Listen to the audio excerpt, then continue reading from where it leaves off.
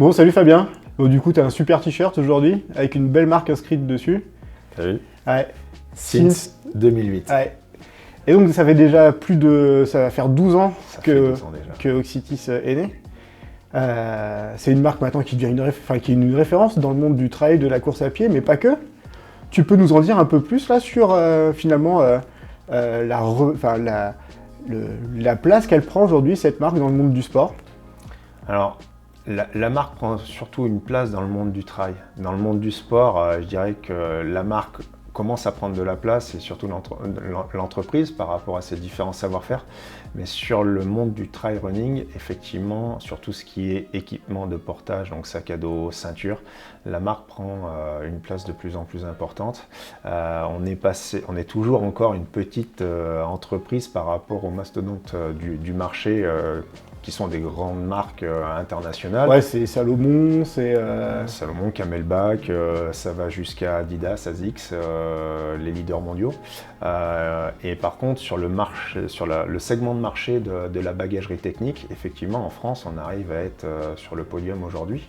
En tant que marque, à quasiment 20% de pratiquants de trail qui utilisent un sac ou une ceinture Oxitis. Donc c'est une belle ascension. C'est formidable. Ouais, donc ta plus grande fierté de ton parcours d'entrepreneur, c'est ça aujourd'hui? C'est d'avoir fait en sorte que cette marque devienne une référence dans ce monde? On a eu des belles réussites sur la marque.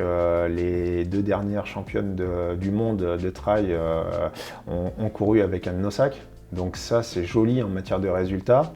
Mais ce qui, je pense, touche le plus l'équipe et le plus à cœur, c'est au-delà de la visibilité, c'est que la personne dise vos produits, ils apportent vraiment quelque chose et ils sont... voilà, je ne changerai pas la marque ou de sac ou de matériel pour rien au monde aujourd'hui, sauf si ça apportait vraiment une grosse plus-value, ouais. Mais c'est pas le cas actuellement. Bon alors du coup, donc là, c'est ton résultat, c'est ta fierté. Comment est-ce que finalement, à un moment donné, vous avez capté un problème que vous pensiez pouvoir résoudre vous, alors qu'il n'était pas résolu par les concurrents jusqu'à présent, et vous vous êtes dit, ok, c'est bon, ça c'est suffisamment gros pour qu'on en fasse une boîte? Je pense que ce qui s'est passé il y a 12 ans, ça serait peut-être beaucoup plus difficile aujourd'hui. Parce que à la fois le marché était en train de se développer, il y avait un réservoir, et en matière d'équipement, il y avait des choses qui étaient proposées sur le marché qui n'étaient pas suffisamment satisfaisantes, mais on était bien loin des évolutions à la fois sur les matériaux, à la fois sur les techniques de portage, à la fois sur les fonctionnalités des produits qui sont aujourd'hui. Parce que déjà la discipline était en développement, parce que le trail est né début des années 2000, voire même un tout petit peu avant, et nous on est arrivé 12 ans après. Donc 12 ans après, il y avait des équipements nouveaux, mais qui sont... 10 ans après, quand on voit même les premiers sacs qu'on a développés, et aujourd'hui on a quasiment 250 grammes de moins, on a des fonctionnalités qui sont complètement différentes avec les mêmes niveaux de stabilité, de portage, on a travaillé sur l'ergonomie. Il y a 10 ans, il y avait moins de 10% de femmes qui pratiquaient le trail, aujourd'hui elles sont un peu plus de 35%, et donc on a été les premiers à développer des produits adaptés à leur morphologie. Donc on a essayé en fait d'apporter des choses auxquelles les autres marques ne pensaient pas, parce qu'elles avaient des gammes de produits qu'elles utilisaient, de la randonnée sur du portage léger jusqu'au raid, et dont elles ne se souciaient pas. C'est vrai qu'en tant que pratiquant, je me suis aperçu qu'il y avait des choses à faire sur lesquelles il fallait se concentrer, se spécifier, pour pouvoir apporter plus de valeur ajoutée et se différencier de la concurrence. Donc finalement, la réussite, elle vient d'un bon momentum, c'est-à-dire qu'il était en train de se passer quelque chose, vraiment une transformation dans ce monde-là, avec l'apparition d'une pratique qui se généralise, qui s'affirme, avec de plus en plus de pratiquants, donc aussi un élargissement de cette population-là. Et puis le fait que, toi étant pratiquant, dans ce bon momentum-là, vous avez réussi finalement à vous focaliser sur une niche, et en faire une spécialité qui vous a permis finalement de vous engager, de vous démarquer et puis d'être très précis dans ce que vous avez fait. Je pense que c'est là la clé de la réussite, c'est la détermination et on va dire la pugnacité d'avoir voulu se différencier sur ce segment de niche de marché et de se spécifier se spécialiser là-dedans, je ne trouvais plus mon mot, excuse-moi, se spécialiser là-dedans en apportant des choses nouvelles. Et des choses, à chaque fois, chaque année, à chaque fois qu'on développe un nouveau produit, on analyse vraiment dans le détail la concurrence et on essaye d'apporter quelque chose de mieux. Et du coup, 7 collaborateurs aujourd'hui, ton volume de chiffre d'affaires sur le dernier exercice? On est aux alentours du 1 million d'euros. D'accord. Et tu sais combien tu as écoulé de produits depuis que la marque est lancée? Par rapport aux 2 métiers confondus, plus d'1 million. Mais on écoule à peu près, là l'année dernière, on a écoulé 7800 sacs. D'accord. Ça fait 5 ans qu'on écoute plus de 5000 sacs par an. Sur combien de références? Sur 7 à 8 références. Et on a à peu près le même taux de sortie de produits sur les ceintures. Si on prend tout ce qui est accessoires, on a écoulé plus du million de produits parce que je vois même tout ce qui est équipement, bandeau, on fait à peu près 20 000 produits par an qu'on écoule et qui sont portés par les consommateurs. Après, si on prend les produits nutritionnels, on fabrique plus de 200 000 références par an. Donc, ouais, d'accord. Ça commence à parler un petit peu. Mais aujourd'hui, tu commerces que en France ou tu vas beaucoup plus loin que ça? On a commencé à commercialiser un petit peu dans le monde entier avec plus par opportunité et par rapport au développement du marché du trail aussi. On est revendu au Canada sur une dizaine de boutiques via un distributeur depuis 1 an.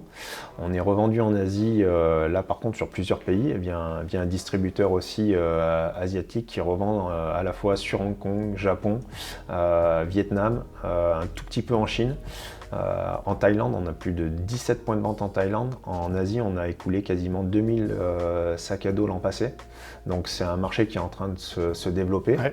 On le voit de toute manière sur le marché du trail. Le marché numéro 1 étant la France de par le nombre de courses et le nombre de pratiquants, même si on va dire que les États-Unis par rapport à la population est plus important. Je pense qu'en France, c'est beaucoup plus structuré et les courses font rêver, on va dire, l'ensemble des pratiquants mondiaux. Le relais de croissance va se faire sur l'étranger, ça c'est évident, mais pour pouvoir être performant, je pense, à l'étranger, il faut quand même qu'on arrive à asseoir et devenir leader sur notre territoire domestique. Et on ne l'est pas encore, c'est un projet ambitieux. Si on prend le nombre de produits écoulés en matière de bagagerie sur le marché français, on a un taux de pénétration encore trop faible. Je l'explique pour 2 choses, c'est que la marque a de plus en plus de notoriété, mais face à des mastodontes, c'est pas forcément toujours facile de déclencher une envie de pénétration sur le marché.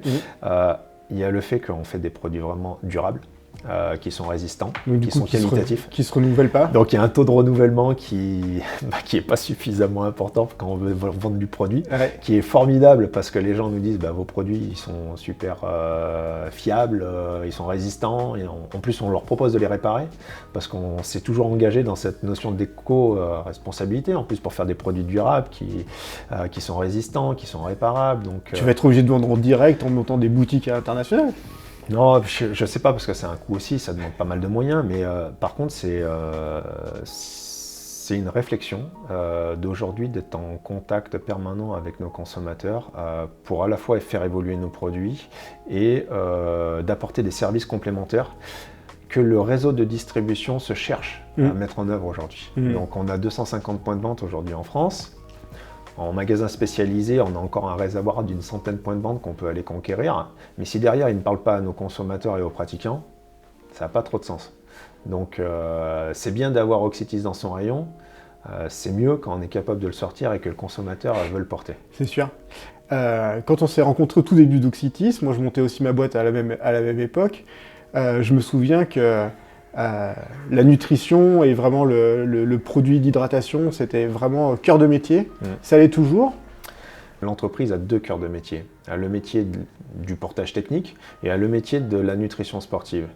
Et la marque Oxytis porte sur ces 2 métiers est plutôt reconnue dans le marché du trail running. Le marché du trail running, en fait, les gens ont besoin de nutrition pour faire un ultra trail. Mais il y a un nombre de marques extraordinaires, ouais. Un manque, je avec pense, des mastodontes aussi. Ouais, hein. et un manque de formation à la fois des revendeurs et même de connaissance du consommateur, par rapport au volume d'affaires qui est fait, il est compliqué à se développer. Aujourd'hui, on fait quasiment 50% de notre chiffre en nutrition chez les clubs professionnels. Ah oui, parce que là, il y a la culture, du coup. Parce qu'il y a la culture, parce que nos clients, quelque part, sont les médecins, sont les professionnels de santé. Donc c'est eux qui guident, en fait, ceux qui vont consommer. Exactement. Derrière. Ils connaissent parfaitement les différenciations en matière de composition nutritionnelle. Et c'est vrai que c'est peut-être un peu plus facile de faire valoir nos innovations et nos différenciations techniques. Donc il y a un vrai potentiel de développement, mais pour l'entreprise, il faut qu'on mette les moyens pour que ces deux métiers puissent exister, on va dire, de manière isolée. La difficulté à laquelle on est confronté aujourd'hui, c'est qu'il y a un phénomène de tendance en matière de nutrition qui est très versatile. On va du homemade jusqu'au concept bio, vegan, en passant par le sans gluten. Et ce sont des phénomènes de mode qui fait que à chaque fois, de nouvelles marques se développent, existent, développent de nouveaux produits et parfois se mettent à mourir. Ouais. Et même sur des gros groupes de l'agroalimentaire, qui ont voulu développer alors des marques de nutrition sportive, qui ont mis les moyens, qui ont des structures à la fois financières et organisationnelles pour faire pénétrer une marque notoire sur un marché, ben on s'aperçoit que ce n'est pas si facile que ça, parce que le marché est très grand. Plus de 80% des pratiquants de sport ne consomment pas de produits diététiques. 80%. Ouais. Ah oui. Donc on se dit, voilà, c'est la poule aux œufs d'or. Alors du coup, moi qui fais un peu de stratégie d'entreprise, je me dis, mais quand je t'écoute, si j'essayais de me projeter un peu dans ta vision, je me dis, finalement, il y a quand même deux segments de marché qui sont très différents l'un de l'autre, finalement, avec deux cœurs de métier qui se distinguent. Je me dis qu'il y a une cohérence à tout ça, parce que finalement, le produit de nutrition, à un moment donné, il arrive dans le dispositif de portage. Donc je me dis, ok, Auxitis, finalement, c'est une entreprise qui va me proposer, qui est vraiment centrée sur l'apport nutritionnel et qui sert du bagage pour aller jusqu'à la performance sportive au travers du produit qui est porté dans le bagage. Et d'un autre côté, quand je t'écoute, je me dis, mais finalement, il y a deux cœurs de métier tellement différents que j'aurais presque envie de spécialiser deux boîtes et puis d'en faire deux, quoi. Comment tu vois les choses ? En fait, depuis 10 ans, j'ai toujours porté ta première vision. Et j'ai pensé que cette vision, c'était le facteur clé de succès à la fois de la marque et de l'entreprise. Et aujourd'hui, je me pose beaucoup de questions là-dessus. Donc, je n'ai pas encore les réponses. Je suis convaincu que les deux cœurs de métier ont un potentiel de développement très important. Mais je me pose beaucoup des questions, entre autres par rapport au développement de la marque, sur la capacité qu'une seule et même entreprise ou une seule et même structure soit capable de porter ces deux métiers-là. Ouais. Donc cette notion de spécialisation prend tout son sens en ce moment. Aujourd'hui, parmi tes collaborateurs, quel pourcentage travaille sur la gamme bagagerie, sur la gamme nutrition ? Est-ce que tout le monde travaille un peu sur les deux ? Comment ça se passe ? Et ben, c'est là où, en prenant un peu de recul, je m'aperçois qu'on a quasiment une ressource et demie sur la nutrition et quasiment une ressource et demie sur la bagagerie. Plus des collaborateurs complémentaires qui vont avoir des rôles à la fois et commerciaux et logistiques et production qui vont toucher les deux secteurs d'activité. Mais donc, on a un secteur d'activité qui représente, d'un point de vue valeur économique pour l'entreprise, 20%, mais qui consomme autant de ressources que l'autre partie. Donc c'est là où je pense qu'il faut qu'on se reconcentre, ou qu'on retravaille cette façon de créer de la richesse pour la boîte, pour pouvoir exploiter sereinement ces deux secteurs d'activité. Ouais, et puis en plus qui s'abordent d'un point de vue de marché de manière complètement différente, ça, tout à fait. Qui mériterait aussi qu'on spécialise la force commerciale du coup. Complètement, ouais. Complètement. Et du coup, dernière question, on a fait du sport ensemble récemment. Ah oui. On s'est notamment croisé dans un triathlon. Je sais que c'est une de tes nouvelles marottes. Est-ce que le fait de commencer à pratiquer le triathlon, ça te donne des nouvelles idées en termes de bagages et de nutrition ? Eh bien complètement. Ouais. Et c'est là où il faut attendre Auxitis demain, plutôt de sortir du registre de trail pour aller sur d'autres registres spécialisés qui commencent vraiment à avoir le vent en poupe aussi ? C'est là l'enjeu en fait, c'est d'arriver à devenir une marque qui propose des produits qui comptent sur ce marché-là. Et donc à la fois sur le running, parce que on n'est pas suffisamment présent. On a commencé à proposer des produits aujourd'hui qui sont éco-conçus, qui sont fabriqués en France, qui apportent vraiment des solutions à la fois de portage, des choses toutes simples, hein, pour transporter ses clés, son portable, pour le jogger du dimanche qui ne fait pas de compétition, comme pour la personne qui fait de la compétition engagée, qui va vouloir faire le marathon de Paris en moins de 4 heures. Donc, et pour le triathlon, c'est un peu pareil. Voilà, on essaye d'apporter des petites innovations. On a développé des choses qu'on faisait sur le trail. On essaye de les transférer parce qu'effectivement, je pratique et puis je commence à m'intéresser à ces autres disciplines. Il est évident que même si ça pourrait être vécu comme un manque d'ambition, je ne vois pas Oxitis comme une marque spécialisée dans la fabrication de chaussures, parce que c'est encore une technicité supplémentaire. Je pense qu'on s'est déjà affiché comme une marque technique, et si on est une marque technique sur les accessoires, les équipements à la fois de portage, mais qui vont peut-être, pourquoi pas, jusqu'au textile, parce que c'est des choses qu'on arrive à maîtriser, avec une volonté justement de travailler sur des produits de plus en plus éco-conçus et fabriqués en France. Voilà, on est assez fiers d'avoir réussi à redévelopper toutes nos ceintures de portage aujourd'hui, et même tout ce qui est bandeau, bonnet, sont 100% fabriqués même en Made in Auvergne, quoi. Donc ça, on en est assez fiers. Et on a, au-delà du fabriqué en France, on a réussi à apporter aussi une plus-value sur le produit en matière de matériaux, en matière de qualité de confection. Et donc, du coup, le consommateur augmente son niveau de satisfaction. Et ça, c'est quelque chose que voilà, je mets toute mon énergie, et l'ensemble de l'équipe met toute son énergie pour le faire valoir, pour défendre la marque. En Auvergne, on a aussi une superbe marque qui s'appelle Picture Organic, qui en fait, c'est un de ses fondamentaux, hein, c'est même son fondamental. Est-ce que vous avez des collaborations, des échanges sur cette expertise textile technique, en plus finalement avec des affinités fortes sur cet aspect de sport de pleine nature? Est-ce que finalement, le fait d'être ensemble sur ce même territoire, ça vous aide l'un comme l'autre?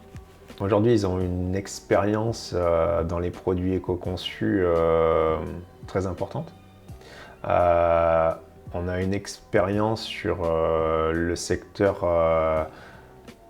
du trail et des produits techniques, et puis même de la fabrication locale. On a des choses, je pense, à partager, tout du moins. Partager.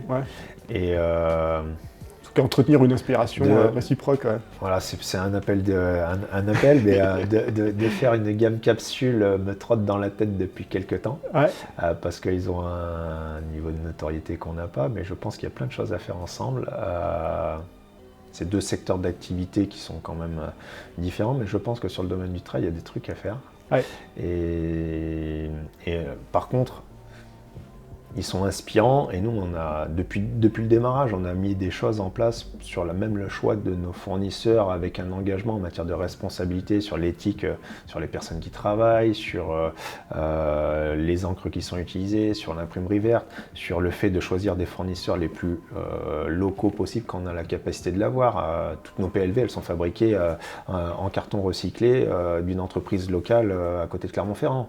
Là, on prend des engagements en voyant tout ce qui se passe, et ils sont très moteurs dans la volonté de faire bouger les choses en matière d'éco-responsabilité. Donc effectivement, c'est inspirant pour une entreprise aussi comme la nôtre. On a cette capacité en matière de taille de prendre des décisions assez rapidement. Cette année, on a décidé de diminuer l'impact de nos emballages en matière de déchets. On réduit quasiment de 30 les déchets plastiques qui composent la composition de nos sacs pour 2020. C'est assez important. On travaille sur tout ce qui est display sur la partie nutrition chez nos revendeurs. On réduit tout le consommable jetable. On est en train de travailler sur des displays réutilisables, même sur nos cintres, en utilisant du bois issu de forêts éco-responsables. Et en plus, on fait travailler les gens de la filière bois locale pour valoriser l'ensemble de la filière, nos produits, et mettre en valeur nos produits techniques. Donc voilà, ça rejoint ce que je disais tout à l'heure. les valeurs de la marque, innovation, proximité, satisfaction client et responsable, je dirais. Voilà. Donc, il y a des choses à faire avec. En tout cas, en tant qu'Auvergnat qui aime parler des marques auvergnates, je suis toujours épaté quand on parle d'Oxitis et qu'on dit que c'est Made in Auvergne, de voir les yeux qui s'écarquillent des gens à qui on en parle. Et en tout cas, c'est beaucoup de fierté pour les Auvergnats d'avoir des marques comme ça qui s'imposent et qui sont connues du grand public. C'est aussi très bien pour notre territoire et bravo pour tout ça. Merci beaucoup Fabien. Merci à toi Guillaume. C'était super. C'était super. Merci.